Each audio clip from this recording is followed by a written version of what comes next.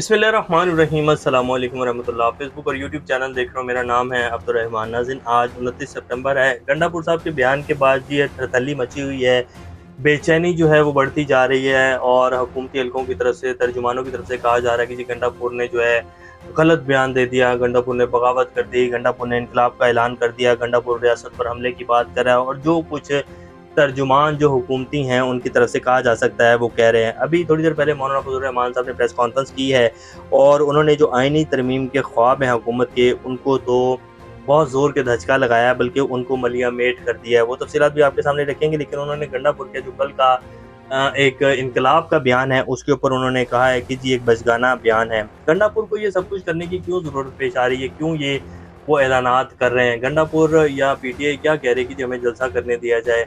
अगर जलसे की इजाज़त दी जाती है तो भी जलसा शुरू नहीं होता, पहले जो है पुलिस को भेज दिया जाता है, लाइटें बंद कर दी जाती हैं, लोगों के ऊपर जो है शेलिंग की जाती है। अब क्या इस तरह जलसा किया जा सकता है? क्या उनको आइन इजाज़त नहीं देता पीटीआई के लोगों को या पाकिस्तानी अवाम को?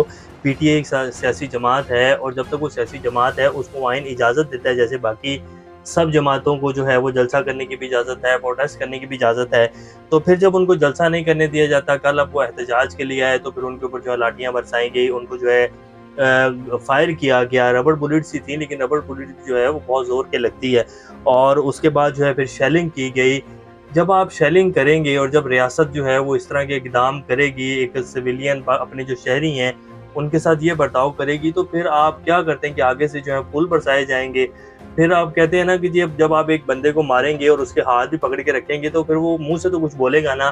तो फिर गंडापुर को इतनी तो इजाज़त दें कि जो जिस तरह का वेलकम उनका इस्लामाबाद या पिंडी में किया गया, अब वो क्या बोले भी ना और कहें कि जी आमीन, ठीक है जी, जो मर्जी आप करते रहें, हम एहतजाज करते रहेंगे। तो ऐसा नहीं हो सकता, ये इम्पॉसिबल है।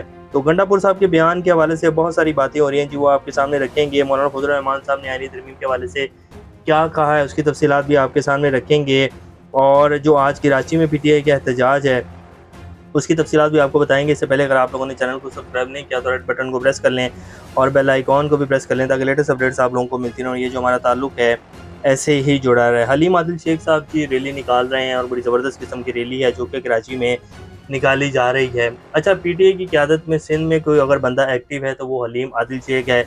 इसके अलावा सदर आरिफ अलवी साहब हों, उनका भी ताल्लुक कराची से ही है, तो वो आपको ना तो इस रैली में नज़र आएंगे ना वो कहीं नज़र आएंगे। हाँ, वो बड़ी बड़ी मुलाकातों में और जो है वो ये कोशिश कर रहे हैं कि जी कोई बड़ा ब्रेक थ्रू हो जाए और कोई जो है वो बर्फ़ पिघल जाए, वो इसमें लगे हुए हैं। लेकिन अगर आप कहें कि जी वो किसी एहतजाज में आ जाएं या वो किसी रैली की क़यादत करते हुए नज़र आएँ, तो ऐसा कहीं नहीं होगा और ना ही वो कहीं नज़र आएंगे। तो हलीम आदिल शेख वो वाहिद बंदा है जी जो पूरे सिंध में अगर पीटीआई का कोई फेस है तो वो हलीम आदिल शेख है और इसका क्रेडिट उनको देना चाहिए। क्योंकि कल पंजाब की जो सूरत हाल थी, जो कल एहतजाज किया गया पीटीआई की तरफ से, कोई भी पंजाब का लीडर जिसका जो है नाम है, कोई भी चेहरा जो ऐसा था वो नज़र नहीं आया। अली अमीन गंडापुर साहब थे या पाकिस्तान की अवाम नज़र आ रही थी, इसके अलावा तो कोई नहीं था। JUI इंटर पार्टी इंतखाबात आज हो गए जी। मौलाना फजल रहमान साहब बिला मुकाबला सदर मुंतखब हो गए, अमीर मुंतखब हो गए और अब्दुल गफूर हैदरी साहब जो हैं वो जनरल सेक्रेटरी मुंतखब हुए हैं। मौलाना फजल रहमान साहब ने बात करते हुए कहा है कि जी शख्सियात के पीछे ना जाएँ, मुद्दत मुलाजमत और जजेस की तादाद में इजाफे के मकासद सियासी हैं। मिसाक़ जमहूरियत के मुताबिक अदलिया में इस्लाहात लाएँ, बुनियादी हकूक़ का दायरा तंग ना करें। जाली पार्लियामान से इतनी बड़ी तरमीम कराना आवाम से नाइंसाफ़ी है। यानी कि एक तो हम अवामी हकूक़ के बरक्स जाकर जो है वो तरमीम नहीं करेंगे जब तक हमें ये कंफर्म नहीं हो जाएगा कि ये आइनी तरमीम जो है इससे प्रॉपर आवाम को फ़ायदा हासिल होगा, तब तक हम इस तरमीम का हिस्सा नहीं बनेंगे। हम भी एक मसवदा तैयार कर रहे हैं, पीटीआई एक मसवदा तैयार कर रही है, पीपल्स पार्टी एक मसवदा तैयार कर रही है।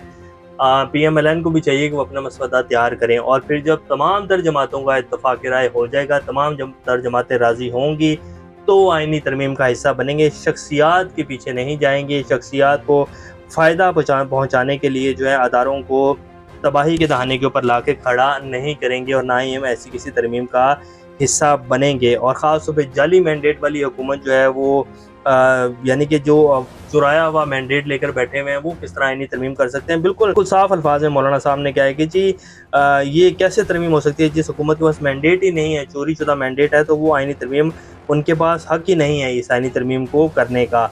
تو انہوں نے بالکل صاف صاف الفاظ میں بتا دیا کہ جی تمام جماعتیں ایگری ہوں گی تو پھر آئینی ترمیم کے بارے میں سوچا جائے گا۔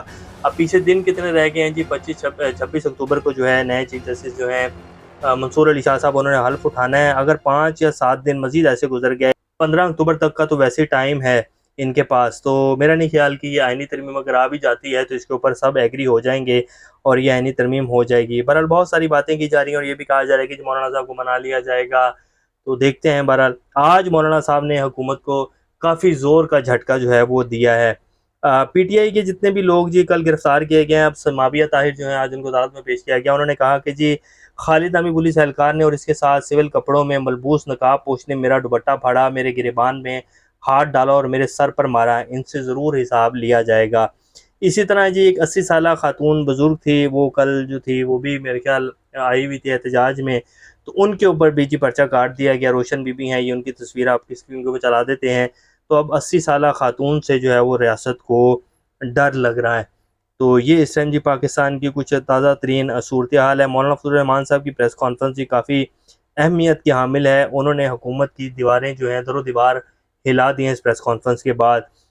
شاہد خان عباسی صاحب نے بھی ایک بیان جاری کیا، انہوں نے کہا کہ 2 ہفتے قبل رات کے اندھیرے میں آئینی ترمیم کرنے کی کوشش کی گئی ہے اور یہ آئین کے اوپر ڈاکہ ہے، پاکستانی عوام کے حقوق کے اوپر ڈاکہ ہے اور چوری شدہ مینڈیٹ لے کر حکومت اپنے مفادات کے لیے جو ہے وہ اداروں کو تباہی کے دہانے کے اوپر لے کر جا رہی ہے، جس کا ساتھ بالکل نہیں دینا چاہیے۔ تو انہوں نے بھی حکومت کو ننگا کر دیا ہے، جو کہ پی ایم ایل این کا کم از کم 25-30 سال حصہ رہے ہیں اور ان کی طرف سے وزیر اعظم پاکستان بھی بنے ہیں۔ تو یہ چیز اس ٹائم کی کچھ تازہ ترین صورتحال ہے۔ انشاءاللہ نیکسٹ ویڈیو کے ساتھ دوبارہ آپ کے سامنے حاضر ہوں گے، تب تک اپنا اور چینل کا خیال رکھیے گا۔ اللہ حافظ۔